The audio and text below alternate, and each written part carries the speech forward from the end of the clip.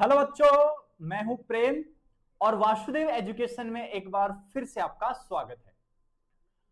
बच्चों, last video में अपन ने ग्लूकोज की रासायनिक अभिक्रियाओं को डिस्कस किया था। वो 3 रासायनिक अभिक्रियाएं अपन ने डिस्कस की थी।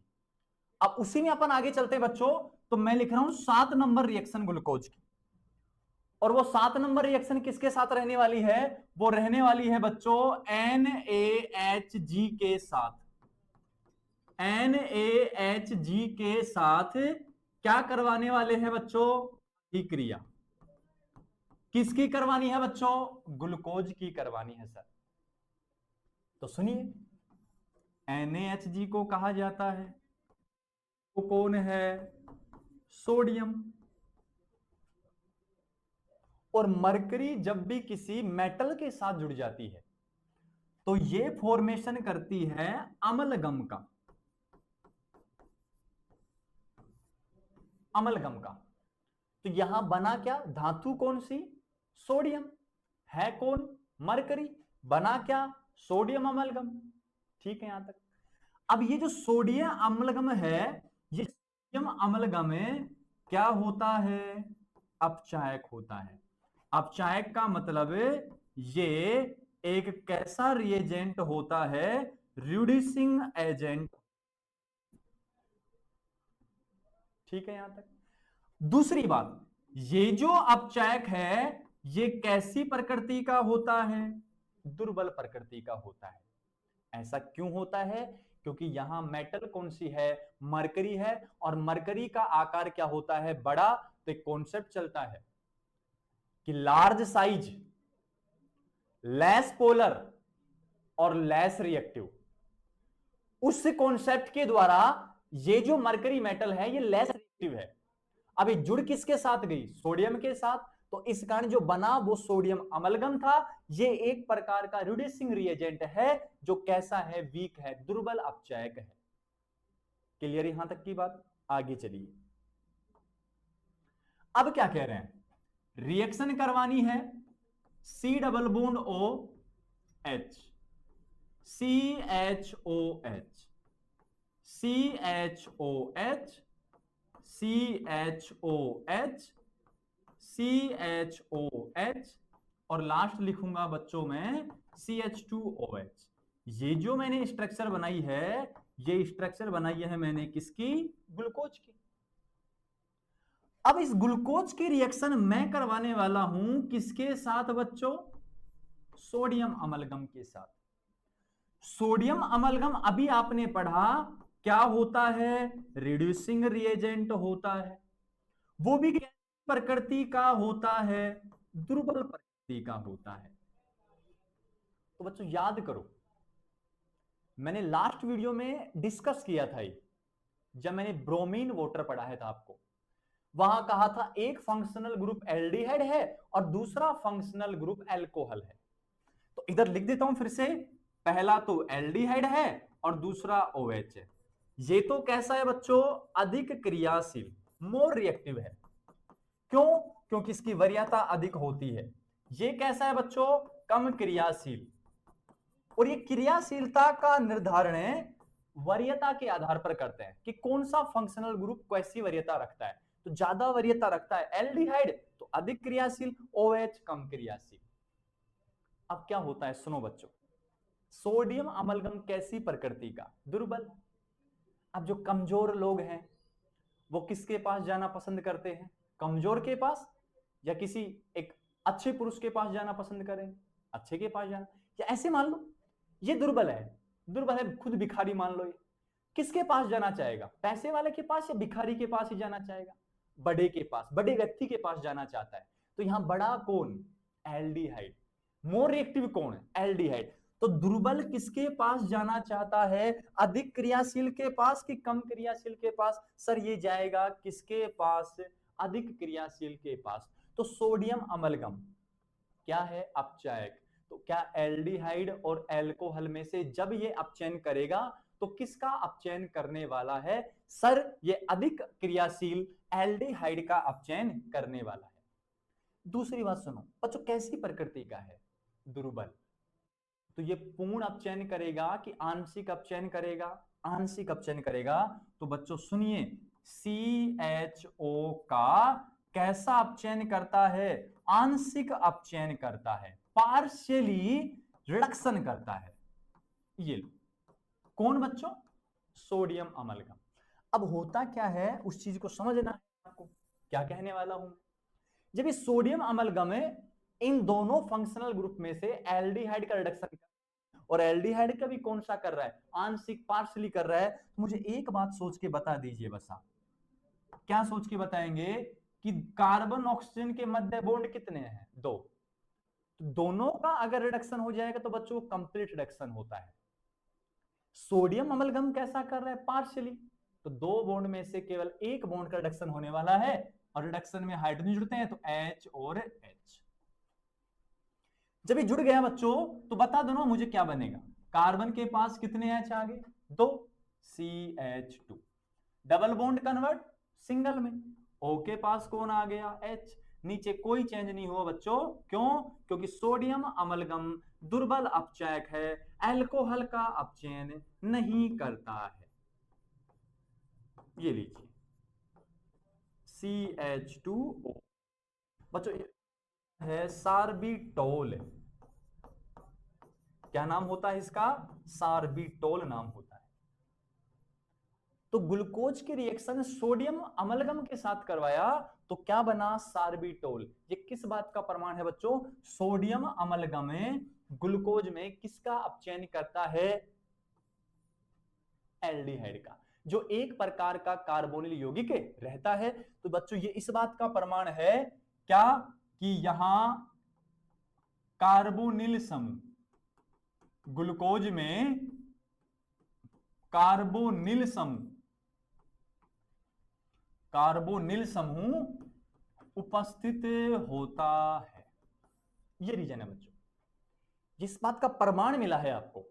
और मैं पहले ही कहा था, लास्ट वीडियो मैंने कह रखा है, आप जाके देखिए उनको, कि यहां जितनी रिएक्शन अपन पढ़ने वाले हैं सब प्रमाण देंगी कि ग्लूकोज में कौन कौन सा ग्रुप प्रेजेंट है। कुछ CHO का प्रमाण दे रही है, कुछ एल्कोहल्स का प्रमाण दे रही है, जो प्रीवियस वीडियो में अपन ने अच्छे से डिस्कस किया है। नेक्स्ट चलते हैं। नेक्स्ट जो रिएक्शन रहने वाली है बच्चों वो रहेगी, फिर से मैं लिखूंगा CHO, CHOH, CHOH, CHOH और CHOH, और लास्ट में लिखा है CH2OH। नाम क्या है इसका? ग्लूकोज नाम है। लिख चुके हैं अपन इसको बार बार बच्चों। ग्लूकोज की रिएक्शन से करवानी है आपको, किसके साथ इस बार? Ag। नेक्स्ट रिएक्शन है 8 नंबर, Ag NH3 की होल 2, कॉम्प्लेक्स पे चार्ज पॉजिटिव, यहां माइनस, या लिख दूं इसको मैं Ag2O। बेटा ये जो होता है ना, ये होता है कौन सा अभिकर्मक? बच्चों ये होता है टोलेन अभिकर्मक। और टोलेन अभिकर्मक जो होता है बच्चों, वो मैंने आपको समझाया जब मैंने आपको वर्गीकरण करवाया तब। ये एक प्रकार का क्या है? ऑक्सीकारक होता है बच्चों। क्या होता है? ऑक्सीकारक। और ये भी कैसी प्रकृति का ऑक्सीकारक है? दुर्बल ऑक्सीकारक है। तो मुझे फिर से बताएंगे, अगर आप ग्लूकोज की रिएक्शन टोलेंस रिएजेंट के साथ करवाते हो तो ये दुर्बल ऑक्सीकारक है, तो एल्डिहाइड और एल्कोहल में से किसका चयन करेगा ऑक्सीकरण के लिए? सर बिल्कुल एल्डिहाइड का करेगा। तो बच्चों एल्डिहाइड के ऑक्सीकरण से क्या बनता है? Carboxylic acid. तो आ जाइए ना, तो क्या लिखोगे? एल्डिहाइड के ऑक्सीकरण से क्या बना? Carboxylic acid. अरे बाकी बच्चों एल्कोहल का कर पाएगा क्या? नहीं कर पाएगा, सब एचटीज जाएंगे। तो इतना लिख दूं क्या? CHOH कितने हैं? 4।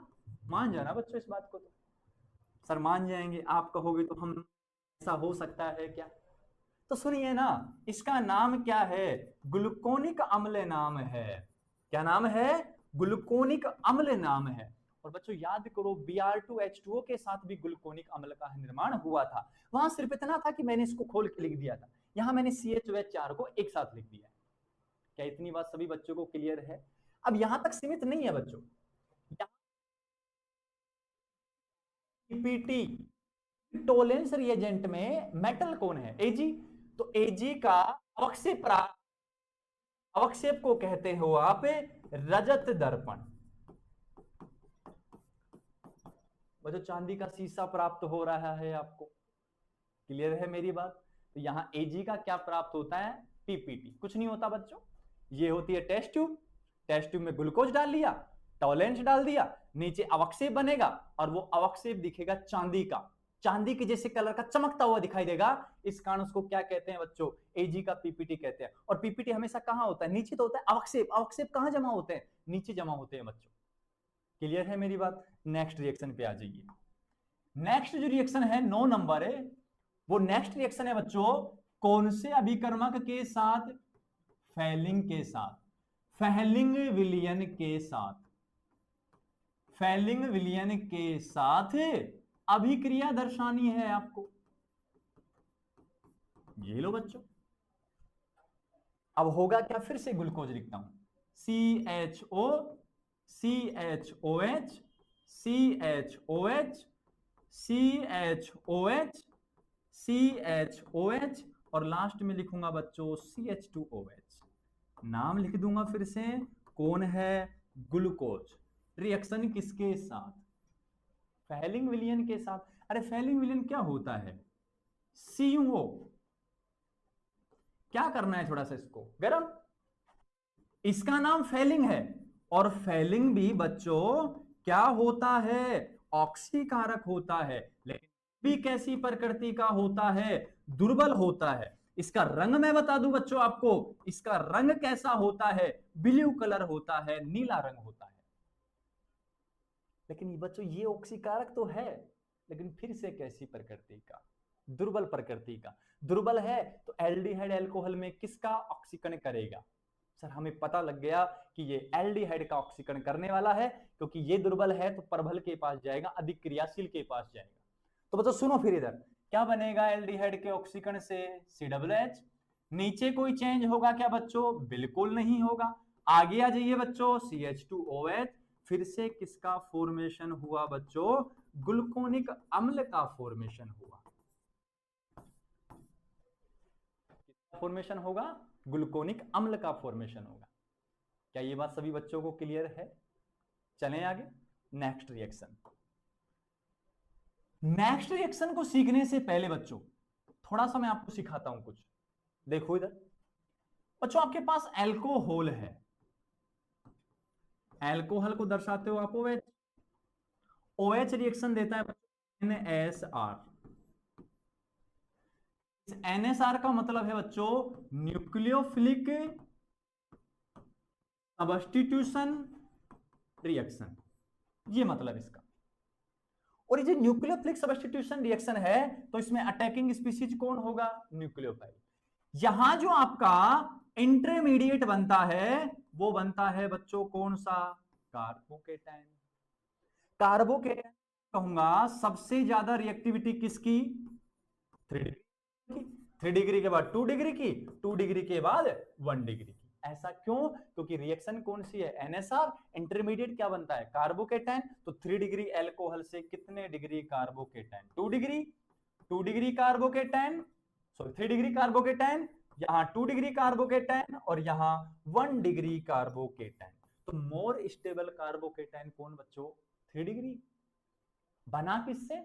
3 डिग्री एल्कोहल से। तो NSR के प्रति रिएक्टिविटी किसकी ज्यादा? 3 डिग्री एल्कोहल की ज्यादा। लेकिन बच्चों मैं थोड़ा सा चेंज करने वाला हूं, और वो थोड़ा सा चेंज मैं क्या करने वाला हूं उसको सभी बच्चों को सीखना है। अब मैं क्या लिख रहा हूं? ये तो बच्चों इसकी कैरेक्टरिस्टिक्स रिएक्शन है, अभिलाक्षणिक अभिक्रियाएं हैं। क्लियर है बात? लेकिन अब मैं जो बात कर रहा हूं वो क्या लिखा है बच्चों, समझना है सभी को, और वो है एल्कोहल की ऑक्सीकरण अभिक्रिया के प्रति लिखनी है प्यारे बच्चों आपको क्रियाशीलता। अरे बच्चों, ये जो क्रियाशीलता आई है ये तो NSR के प्रति आई है। अब आपको किसकी देखनी है? अल्कोहल की ऑक्सीकरण अभिक्रिया की प्रतिक्रियाशीलता देखनी है। तो मैं लिखूंगा यहां इनवर्सली प्रोपोर्शनल होती है बच्चों त्रिविम बाधा की।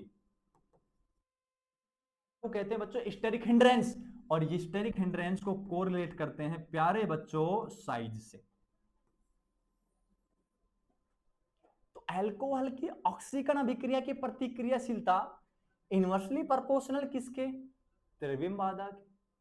तो मुझे एक बात बता देना बच्चों, क्या बताना है आपको? कुछ नहीं बताना है। देखो बस आप तो इधर क्या कह रहा हूं इधर ध्यान देना है। कितने डिग्री है अल्कोहल? 3 डिग्री। क्या 3 डिग्री अल्कोहल बच्चों ये है?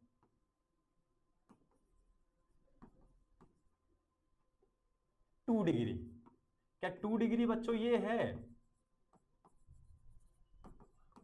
1 डिग्री। डिग्री क्या बच्चों ये रहने वाला है? 1 डिग्री। तो मुझे इतना देख के बता दो बच्चों, आप इन तीनों में से सबसे बड़ा साइज किसका रहने वाला है? सर ऑब्वियसली किसका रहने वाला है? 3 डिग्री अल्कोहल का रहने वाला है। तो क्या बढ़ा है बच्चों? साइज। साइज बढ़ते ही क्या बढ़ी बच्चों? त्रिविम बाधा। त्रिविम बाधा बढ़ते ही इनवर्सली प्रोपोर्शनल है बच्चों। तो अल्कोहल की ऑक्सीकरण अभिक्रिया की प्रतिक्रियाशीलता क्या होगी? कम होगी।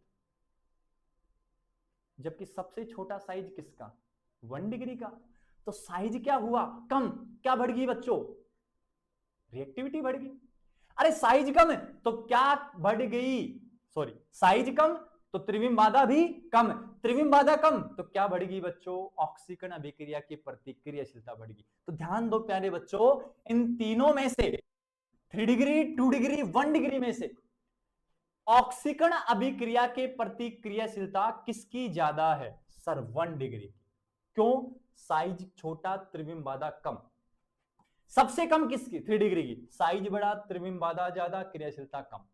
तो जस्ट उल्टा हो रहा है बच्चों। NSR की प्रतिक्रियाशीलता तो किसकी ज्यादा? 3 डिग्री की ज्यादा। लेकिन ऑक्सीकरण अभिक्रिया की प्रतिक्रियाशीलता किसकी ज्यादा? 1 डिग्री की ज्यादा। तो बच्चों यहां अपन बात करने वाले हैं ऑक्सीकरण अभिक्रिया की प्रतिक्रियाशीलता। तो सुनो बच्चों, इधर ध्यान दीजिए। 10 नंबर जो रिएक्शन अब मैं लिखने वाला हूं वो क्या है? सबसे पहले ध्यान देंगे CHO, CHOH, CHOH, CHOH, CHOH, last में लिखूंगा बच्चों CH2OH। बहुत काम की रिएक्शन है बच्चों। नीट में 11 12th में या 12th में यहां से क्वेश्चन बनते हैं बच्चों। बहुत ज्यादा इंपॉर्टेंट रहने वाला है। स्टार लगा देता हूं साथ के साथ। बहुत काम का है ये। ग्लूकोज की रासायनिक अभिक्रिया में बहुत काम का है ये। देखो अब इधर क्या करने वाले हैं। इस ग्लूकोज की अभिक्रिया मैं करवा रहा हूं HNO3। इसका नाम होता है बच्चों नाइट्रिक अम्ल। क्या नाम होता है? नाइट्रिक अम्ल। ये नाइट्रिक अम्ल किसकी भांति करता है? ऑक्सीकारक की भांति बिहेव करता है। लेकिन बच्चों ये कैसा ऑक्सीकारक होता है? प्रबल ऑक्सीकारक होता है, स्ट्रॉन्ग ऑक्सीडाइजिंग रिएजेंट होता है। लेकिन बच्चों इसका भी काबू नहीं चलता काफी बार। कैसे नहीं चलता? सबसे पहले मुझे बता देंगे कितने डिग्री अल्कोहल। वाइट से लिखता हूं बच्चों, कितने डिग्री अल्कोहल, लास्ट में कितना बच्चों। अब एक बात सोचिए ना आप, कौन है ऑक्सीकारक? HNO3। यहां अल्कोहल है 1 डिग्री और 2 डिग्री। क्रियाशीलता किसकी ज्यादा? 1 डिग्री की ज्यादा बच्चों। तो ये जो ऑक्सीकारक है वो पहले ऑक्सीकरण किसका करेगा? 1 डिग्री अल्कोहल का ऑक्सीकरण करने वाला है। 2 डिग्री का ऑक्सीकरण ये नहीं करेगा, रीजन है स्टेरिक हिंड्रेंस। तो सुनो बच्चों, इधर क्या लिखा है मैंने? CH3 एंड 1 डिग्री OH का क्या करने वाला है? ऑक्सीडेशन करने वाला है। जबकि मैं कहूंगा 2 डिग्री OH का ऑक्सीकरण कर रहा है। क्यों? क्या है बच्चों? त्रिविम बाधा। त्रिविम बाधा बढ़ी क्योंकि साइज बढ़ा है, और साइज बढ़ा है, त्रिविम बाधा बढ़ी है, तो क्रियाशीलता डाउन पड़ जाएगी बच्चों। क्लियर यहां तक की बात? तो सुनो, मुझे इतना बता दो, एल्डिहाइड के ऑक्सीकरण से क्या बनता था? तो H बनता था। बीच में 2 डिग्री का कोई ऑक्सीकरण होगा क्या मेरे प्यारे बच्चों? बिल्कुल नहीं होगा। नीचे कौन है? और 1 डिग्री अल्कोहल का, 1 डिग्री अल्कोहल का जब प्यारे बच्चों ऑक्सीकरण होता है, तो पहले तो 1 डिग्री से एल्डिहाइड बनता है। तो बच्चों ये परबल है, एल्डिहाइड को छोड़ेगा क्या? एल्डिहाइड का तो कर ही रहा है ऑक्सीकरण ये, तो 1 डिग्री पहले एल्डिहाइड बनाएगा, एल्डिहाइड के बाद क्या बनेगा बच्चों? COOH बनेगा। इसका नाम होता है सैकेरिक अम्ल नाम होता है। तो बच्चों पता लगा क्या कि ग्लूकोज का जब HNO3 नाइट्रिक अम्ल के साथ ऑक्सीकरण करवाया तो निर्माण किसका हुआ? सैकेरिक अम्ल का। अब ये HNO किस किस का ऑक्सीकरण करता है? एल्डिहाइड का और 1 डिग्री अल्कोहल का। तो प्रमाण मिला फिर से आपको, क्या मिला? कि ग्लूकोज में एल्डिहाइड और 1 डिग्री अल्कोहल ग्रुप प्रेजेंट होते हैं। ठीक है बच्चों, यहां तक थोड़ा सा आगे और देखना है। और क्या देखना है? एक मैं नोट लिखने वाला हूं, और वो नोट क्या है? सब लोग बताएंगे COOH, CHOH की होल 4 और CH2OH। इसका नाम होता था बच्चों, अगर आपको याद हो तो इसका नाम होता है, कौन सा अम्ल है? और बच्चों सुनो ना, इसका भी ऑक्सीकरण किसके साथ करवाएं? HNO3 के साथ। तो बच्चों यहां तो हो नहीं सकता, पहले से हो रखा है इसका। तो अब ये तो कितने डिग्री अल्कोहल मेरे प्यारे बच्चों? 2 डिग्री। ये कितने डिग्री अल्कोहल? 1 डिग्री। ये किसका करता है? 1 का कि 2 का? 1 डिग्री का। तो 2 डिग्री का करेगा कि नहीं? 1 डिग्री का करेगा तो क्या बनेगा? 4। ये पहले कन्वर्ट एल्डिहाइड में, एल्डिहाइड को भी नहीं छोड़ने वाला, प्रबल है, तो कन्वर्ट किस में लाके खड़ा कर देगा इसको? COOH में।